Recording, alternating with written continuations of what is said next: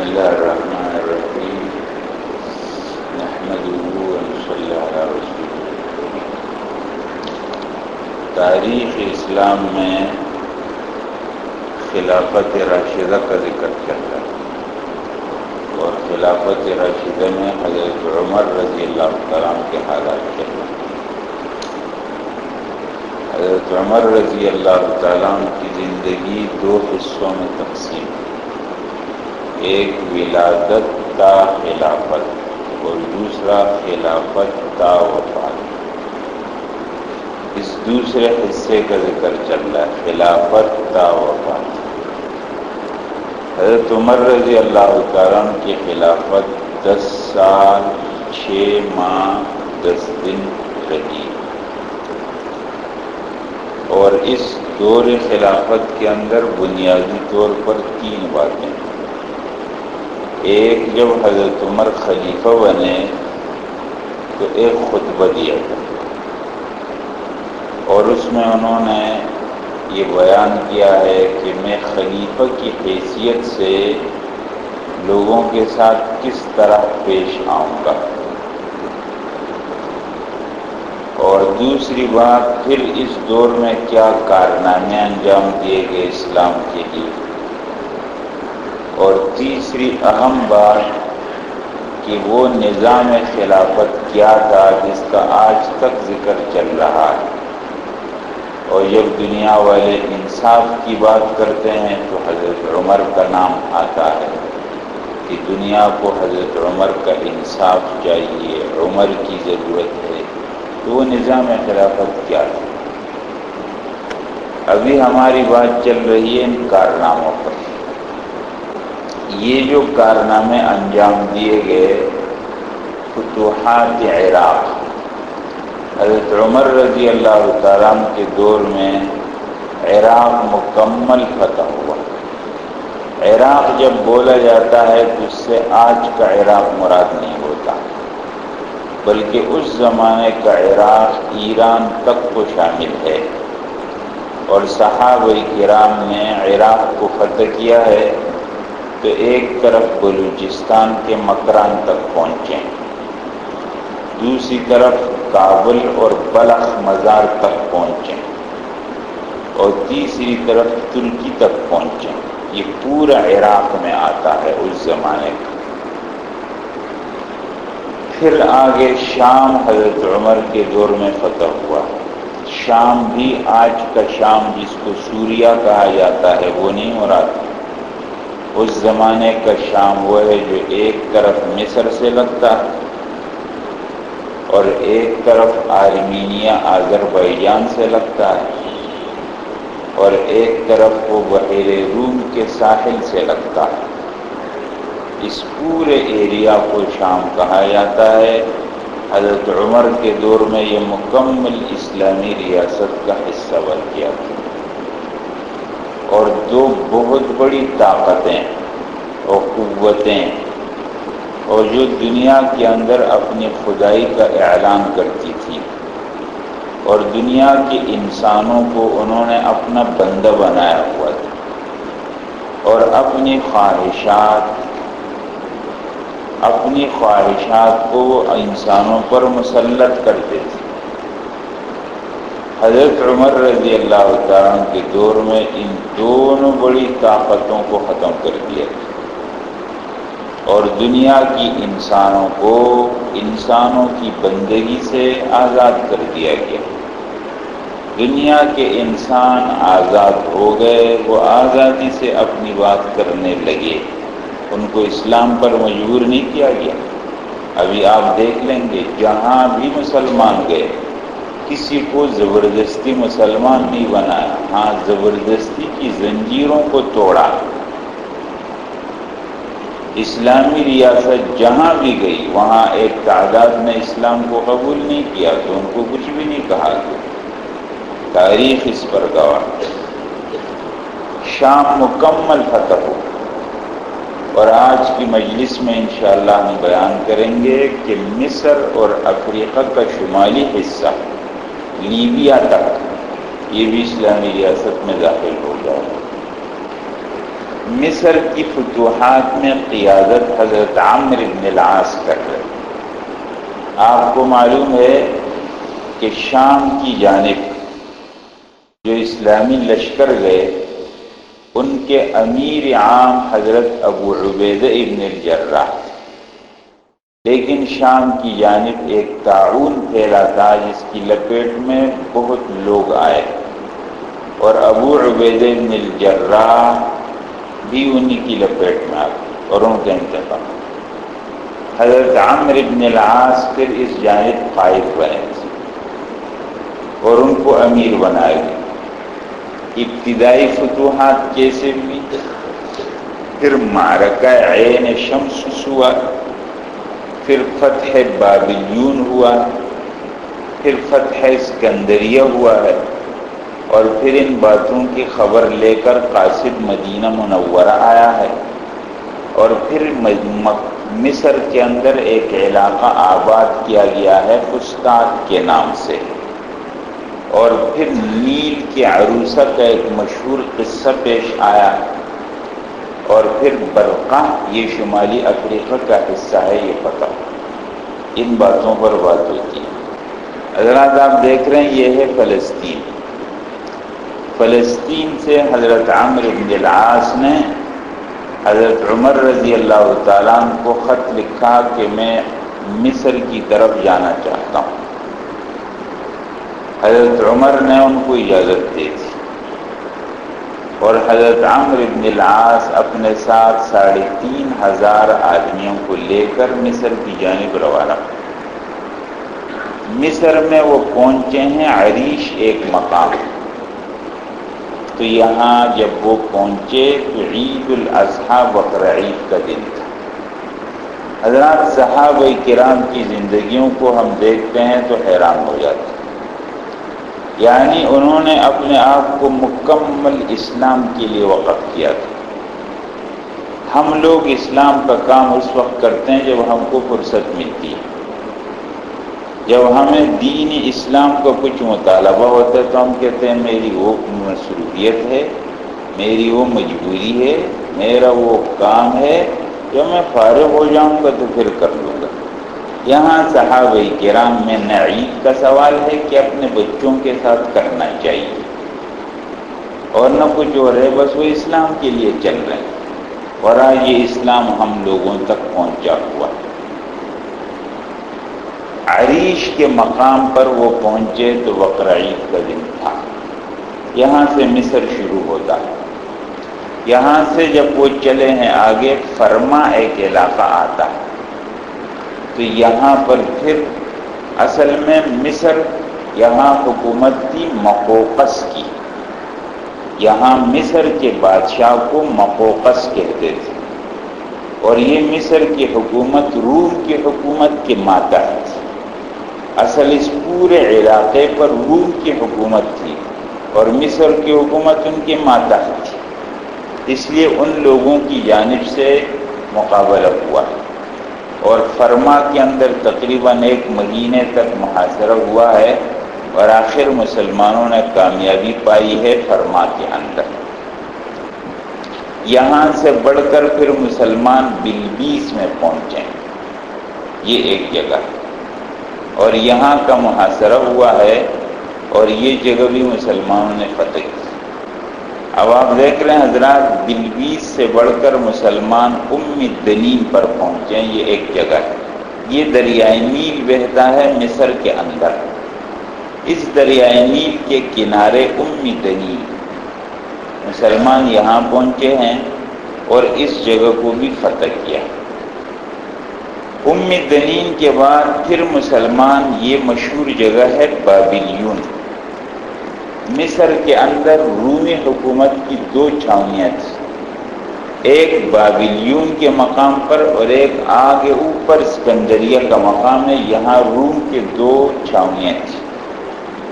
جب مسلمان لوگ یہاں پہنچے ہیں تو ان کی طرف سے بھی شدید مقابلہ ہوا، اور پھر بابلیون کے مقام سے ان کا لشکر نکلا. یہ مشہور معرکہ ہوا، معرکہ عین شمس. اور مسلمان لوگوں کے دو دستے آئے، ایک ام دنین سے اور ایک یہاں اس جبل مقدم کی جانب، اور یہاں سے حصن بابلیون سے ان لوگوں کے رومیوں کا دستہ آیا اور یہاں مقابلہ ہوا۔ شدید مقابلے کے بعد معرکہ عین الشمس میں رومیوں کو شکست ہو گئی مصر والوں کو، اور مسلمان لوگ یہاں بھی غالب آئے۔ یہاں سے پھر مسلمان بڑھے ہیں بابلیون کی جانب، اور بابلیون کا معرکہ اور 1 مہینے تک محاصرہ ہوا، مسلمانوں کو کوئی کامیابی اس میں ملی نہیں، اور اصل میں یہاں پر ادھر ادھر بہت سی چھاؤنیاں بھی تھیں۔ تو حضرت عمرو بن العاص نے خط لکھا ہے حضرت عمر کو، کہا ہماری تعداد کم ہے بہت، تو آپ ہماری مدد کے لیے لوگ بھیجیں۔ تو حضرت عمر رضی اللہ تعالیٰ نے لوگ روانہ کیے، اور خاص طور پر ان میں کچھ صحابہ کو رکھا، جن میں حضرت زبیر بن عوام، حضرت عبادہ بن صامت، حضرت مسلمہ بن خالد اور حضرت خارجہ بن زید اور بسر بن ارطال۔ فرمایا کہ یہ میں لوگ بھیج رہا ہوں، ان میں ایک ایک آدمی 1000 پر غالب ہے، اور اب لوگ تم کام شروع کرو۔ پھر بابلیون پر مسلمان آئے، اور حضرت زبیر بن عوام یہ رسول اللہ صلی اللہ علیہ وسلم کے پھوپھیزاد بھائی اور بہت جلیل القدر اور بہت بہادر آدمی۔ رسول اللہ صلی اللہ علیہ وسلم کی زندگی میں ان کو ایک مرتبہ رسول اللہ صلی اللہ علیہ وسلم نے یہ فرمایا تھا کہ زبیر میرے ماں باپ تجھ پر قربان ہو جائے، کہ وہ آدمی۔ حضرت زبیر اس یہاں جب پہنچے تو اوپر قلعے پر چڑھے اکیلے، اور وہاں سے تکبیر کا نعرہ لگا۔ اندر کے جو رومی لوگ تھے ان میں رعب چھا گیا، اور وہ لوگ یہاں پر نیل کے اندر اپنی کشتیاں کھڑی کی تھیں، اور وہ دوسرے راستے سے نکل کر بھاگ گئے، اور اس طرح بابلیون پر مسلمانوں نے اپنا قبضہ کر لیا۔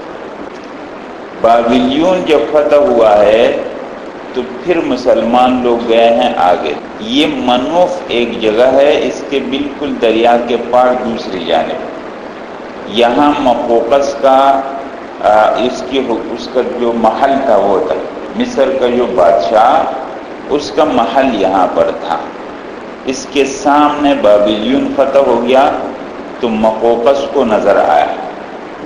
اصل میں ایک بات ہوئی کہ جب مسلمانوں نے یہ جگہ قبضہ کی ہے تو یہاں اس مقوقس کی بیٹی تھی، اس کی شادی ہو رہی تھی۔ قیصاریہ ایک جگہ ہے بحیر روم کے کنارے، اور اس کی پوری تیاری ہو چکی تھی، قیصاریہ اس کی رخصتی ہو رہی تھی۔ مسلمانوں نے اس علاقے کو لے لیا، اور جب حضرت عمرو بن العاص جو مسلمانوں کے امیر تھے ان کو اطلاع ملی تو فرمایا ان کی پوری تیاری کے ساتھ ان کو قیصاریہ تک پہنچا دو۔ مقوقس جو مصر کا بادشاہ تھا اور روم کا ماتحت تھا، اور روم کے مظالم سے وہ تنگ آ گیا تھا، اور یہاں مسلمانوں کا سلوک بھی اس نے دیکھ لیا تو متاثر ہو چکا تھا۔ اس لیے جب مسلمان لوگوں نے بابلیون کو فتح کیا ہے، بابلیون کے سامنے منوف ان کے محل کی جگہ تھی، تو یہاں اس کو پیغام بھیجا کہ آپ کا کیا ارادہ ہے۔ اس نے دیکھا کہ مسلمان لوگ ایران کی حکومت ختم کر چکے ہیں، شام کی حکومت کا خاتمہ کر دیا ہے، تو میں کیا لڑوں گا ان سے، اور پھر اتنے اچھے لوگ کردار والے کہ میری بیٹی کو پورے سامان کے ساتھ اس کی اپنی جگہ تک پہنچا دیا، اور روم کے میرے ساتھ کیا سلوک ہے، تو مجھے کیا ضرورت ہے کہ میں روم کے ماتحت رہوں۔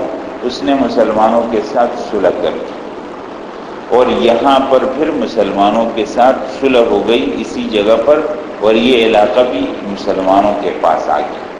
یہاں اصل بات ہوئی ہے کہ جب اس کے سفیر لوگ گئے ہیں مقوقس کے پاس اور اس نے رپورٹ دی ہے مسلمانوں کی، تو یہ تھی کہ اے بادشاہ، مقوقس کے سفیر لوگ، جاسوس لوگ، اور وہ میدانوں میں جب مسلمانوں کو دیکھا ہے۔ حضرات ان کلمات اور ان جیسے الفاظ کو نقل کرنے کا مقصد یہ ہے کہ ہم لوگ کیسے تھے اور ہم کو کیسا ہونا چاہیے۔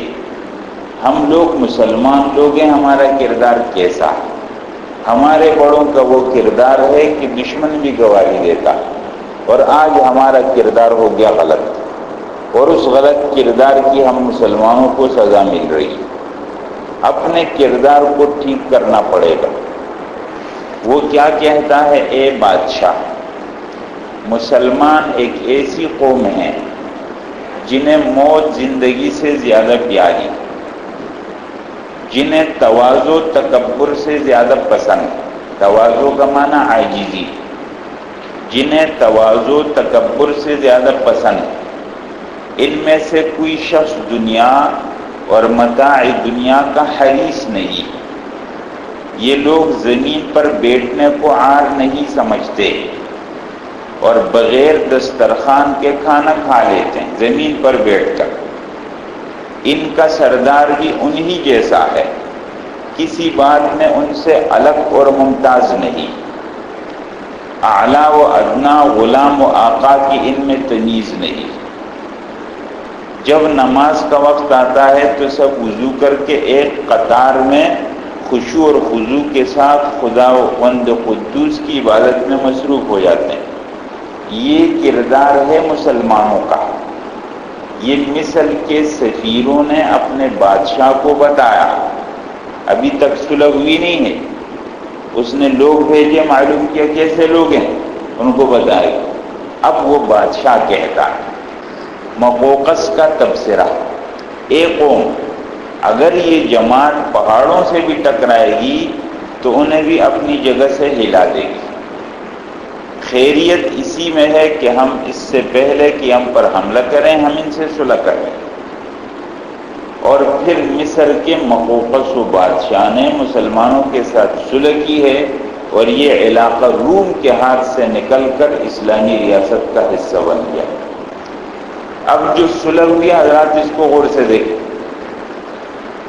ہر بالغ مرد کی جانب سے سالانہ 2 دینار ادا کیے جائیں گے ٹیکس، اور اس کے بدلے میں مسلمان لوگ ان لوگوں کی جان و مال کی حفاظت کریں گے۔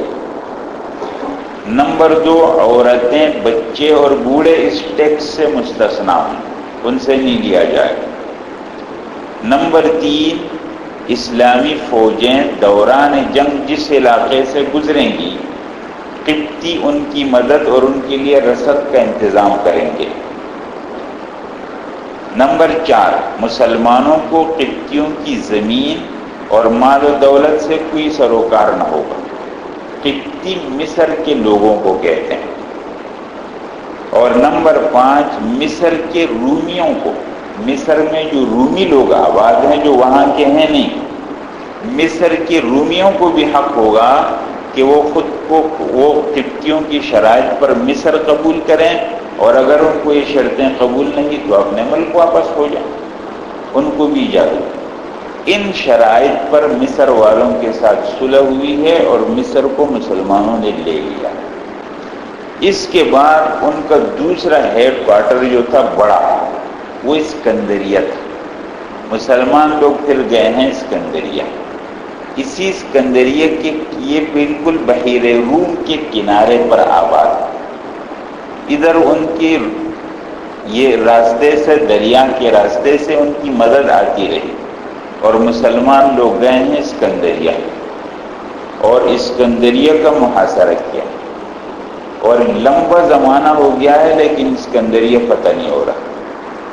ادھر مدینہ منورہ کے اندر امیر المؤمنین حضرت عمر رضی اللہ تعالیٰ عنہ حالات کو معلوم کرتے ہیں اور انتظار میں ہوتے ہیں، لیکن اسکندریہ کی فتح کی کوئی خبر نہیں آ رہی۔ تو پھر حضرت عمر رضی اللہ تعالیٰ عنہ کی طرف سے خط مدینہ سے جا رہا ہے مصر، اسکندریہ، اور کیا بات ہو رہی ہے؟ معلوم ہوتا ہے کہ مسلمانوں نے، یہ حضرت عمر خط لکھ رہے ہیں حضرات، معلوم ہوتا ہے کہ مسلمانوں نے کتاب اللہ اور سنت رسول اللہ صلی اللہ علیہ وسلم پر عمل کرنے میں کچھ مداہنت اور سستی شروع کی ہے، ورنہ کوئی وجہ نہیں ہوتی کہ حق کے بعد مقابلے میں باطل اتنی مدت ٹھہر سکے۔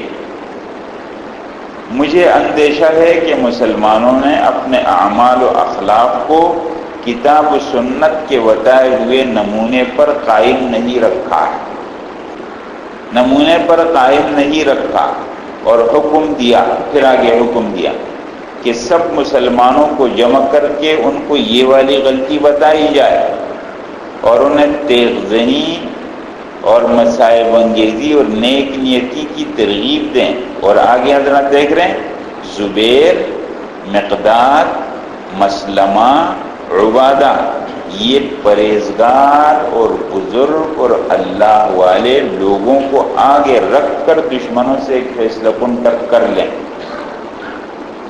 دیکھ رہے ہیں حضرات، ایسے اللہ والے یعنی مسلمان لوگ دنیا کے اسباب کو استعمال تو کرتے ہیں، لیکن ان کا اعتماد اور ان کی توجہ اللہ عز و جل کی جانب ہوتی ہے۔ اگر مسلمان لوگ بھی دنیا کے اسباب و سامان کی بنیاد پر سوچنے لگے اور بولنے لگے تو مسلمان غیر مسلم کا فرق ختم ہو جائے، پھر میدان میں وہ فیصلہ نہیں ہوگا۔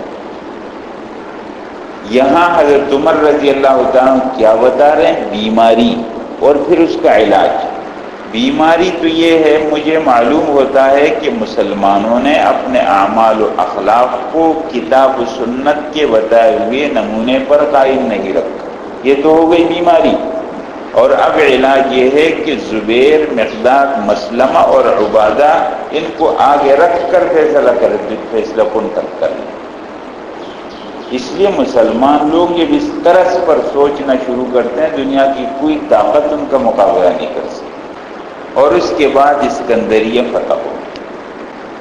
اب حضرت عمر رضی اللہ تعالیٰ عنہ کے پاس قاصد آیا ہے مدینہ منورہ۔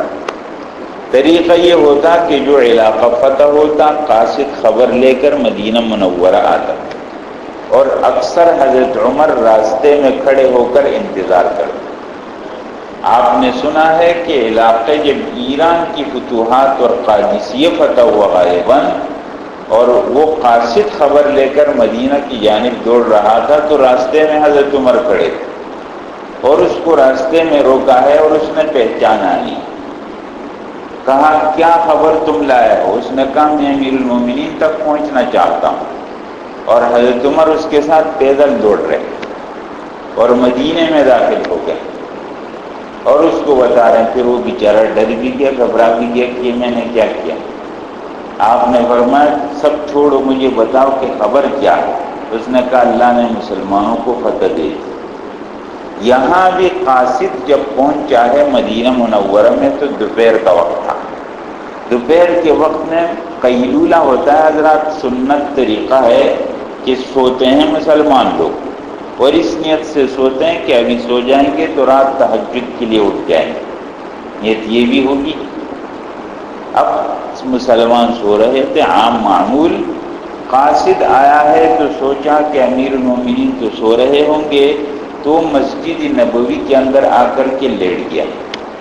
حضرت عمر رضی اللہ تعالیٰ عنہ کی بالدی آئی ہے اور دیکھا کہ یہاں ہے قاصد آیا ہوا، تو دوڑ کر خبر دی۔ حضرت عمر رضی اللہ عنہ گھر سے نکل کر مسجد آئے اور قاصد کو کہا کیا خبر ہے؟ کہ اللہ نے فتح دے دی مسلمانوں کو، اسکندریہ فتح۔ فرمایا تو تم میرے پاس اس وقت کیوں نہیں آئے؟ کہا میں نے کہا امیر المؤمنین سو رہے ہوں گے۔ تب حضرت عمر نے یہ جملہ کہا تھا حضرات، افسوس تمہارا یہ خیال ہے میں دن کو سوؤں گا تو خلافت کا بار کون سنبھالے گا؟ میں دن کو سوؤں گا تو خلافت کا بار کون سنبھالے گا؟ یہ مسلمانوں کے حکمران اور مسلمانوں کے بڑے تھے۔ حضرات ہم اپنی منزل سے بہت دور نکل چکے ہیں، اور اول تو ہم کو اپنا راستہ معلوم کرنا پڑے گا اور پھر اس پر چلنا پڑے گا۔ تو یہ اسکندریہ کی فتح کی خبر آئی، اسکندریہ کے فتح کے بعد اب مصر تقریباً مکمل فتح ہو چکا ہے۔ حضرت عمر رضی اللہ تعالیٰ عنہ نے عمرو بن العاص کو حکم دیا کہ یہاں ایک نیا علاقہ آباد کرو، اس کا نام فسطاط ہے۔ یہ دیکھ رہے ہیں حضرات، اور یہ اب اسلامی ریاست کے اندر پورے مصر کا مرکز فسطاط بنایا گیا۔ آپ کو یہ معلوم ہے کہ جب عراق اور ایران کی فتوحات ہوئی تو وہاں پر بھی کچھ علاقے آباد کیے گئے، بصرہ اور کوفہ۔ بصرہ اور کوفہ پہلے نہیں تھے، یہ حضرت عمر کے دور میں آباد کیے۔ یہ حضرت عمر کی اپنی ایک سوچ ہے کہ وہاں نئے مراکز وہ آباد کرتے ہیں۔ تو یہ فسطاط کا پورا علاقہ بنایا گیا، اس کا پورا نقشہ بنایا گیا، اس کے علاقے بنائے گئے، اور یہ فسطاط پورے مصر کے لیے مرکز بنایا گیا۔ یہاں ایک جامع عمر بھی بنائی گئی، ایک بڑی جامع مسجد بھی بنائی گئی حضرت عمرو بن العاص کے نام سے۔ آج بھی یہ مسجد موجود ہے جامع عمر کے نام سے۔ یہ ہے حضرات وہ جامع مسجد، آج اس شکل میں موجود ہے مصر کے اندر فسطاط کے علاقے میں۔ یہ دریائے نیل ہے حضرات۔ اب ایک بات، فسطاط کی آبادی کے بعد ایک واقعہ ہوا۔ مصر میں جو لوگ آباد تھے وہ نیل کے دریا کو دیوتا سمجھتے تھے اور اس کو نفع نقصان کا مالک سمجھتے تھے۔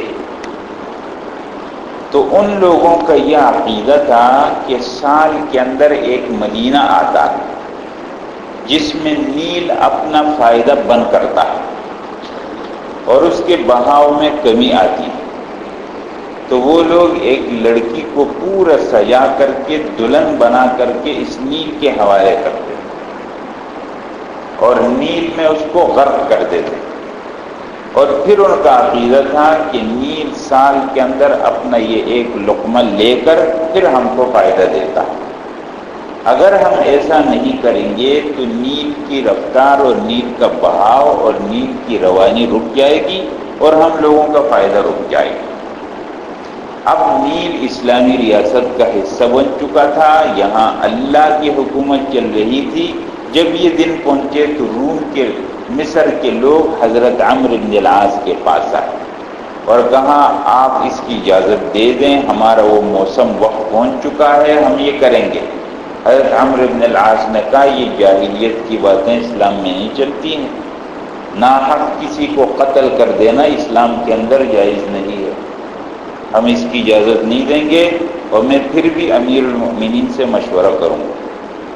تو حضرت عمرو بن العاص نے خط لکھا ہے حضرت عمر کو کہ ایسی صورتحال ہے، مصر کے لوگ اپنے زمانے کی تاریخ ہے ان کی، وہ اجازت چاہ رہے ہیں کہ ہم اس طرح کی ایک لڑکی یہاں پر پھینک دیں گے، تو اب وہ دن ہے، میں کیا کروں؟ حضرت عمر کا ایک خط کیا ہے حضرت، دریائے نیل کے نام کیا۔ مسلمان لوگوں کی آپ حضرات دیکھیں رفتار کو، ہم لوگ کیسے سوچتے ہیں اور ہمارے تعلقات کیسے چلتے ہیں۔ ہمارے بڑوں کے حضرات ہمارے دنیا میں ایسے ہی۔ حضرت عمر نے خط لکھا ہے دریائے نیل، یہ نیل کا دریا ہے حضرات، آپ کے سامنے نظر آ رہا ہے، یہ وہی نیل ہے۔ اب حضرت عمر کا خط لکھا، اللہ کے بندے اور مسلمانوں کے امیر کی طرف سے نیل مصر کے نام، اما بعد، اے نیل اگر تو اپنے اختیار سے بہتا ہے تو نہ بہہ، آج کے بعد کوئی ضرورت نہیں ہے، زمین کے نقشے سے دریائے نیل ہم ختم کر دیں گے، اگر تو اپنے اختیار سے بہتا ہے تو نہ بہ، لیکن اگر تیری روانی کا سر رشتہ خداوند قہار کے ہاتھ میں ہے تو ہم خدا سے دعا کرتے ہیں کہ وہ تجھے جاری کر دے۔ اور حضرت عمر کو کہا میرا یہ خط اب لڑکی کو نہیں ڈالنا ہے، اب میرا یہ خط نیل کے حوالے کر دو۔ اور نیل کے اندر جب یہ خط ڈالا گیا حضرت، جب سے جاری ہوا ہے آج تک بند نہیں ہوا۔ ہمارا ایمان اللہ پر کمزور ہو گیا ہے، صرف لفظی ہم لوگوں میں رہ گئی، اللہ عز و جل کی طاقت پر ہمارا ایمان نہیں۔ دنیا کے تھوڑے سے طاقتور انسان کو دیکھ کر ہم اس سے گھبرا جاتے ہیں، اللہ کی طاقت ہمارے دلوں میں وہ یقین نہیں۔ مصر مکمل فتح ہو گیا حضرات، اور اب مسلمان لوگ افریقہ کی جانب بڑھتے ہیں۔ دیکھیں یہ پورا لیبیا کا علاقہ، یہاں پر برقہ ایک علاقہ ہے، دیکھ رہے ہیں یہ برقہ، مسلمان یہاں پہنچے ہیں۔ یہ پوری روم کی حکومت اب ختم ہو رہی ہے اور برقہ کو مسلمانوں نے لے لیا۔ اس برقہ کے سامنے طرابلس، یہ دیکھ رہے ہیں ذرا، یہ طرابلس ہے اور یہ آگے تیونس ہے، یہاں تک مسلمان آ گئے ہیں۔ اور اس طریقے سے عراق، ایران، شام، مصر، افریقہ، تمام علاقے فتح ہو کر اسلامی ریاست کا حصہ بن چکے ہیں، اور اللہ کی زمین، اللہ کی مخلوق پر اللہ کا نظام روانہ ہو گیا۔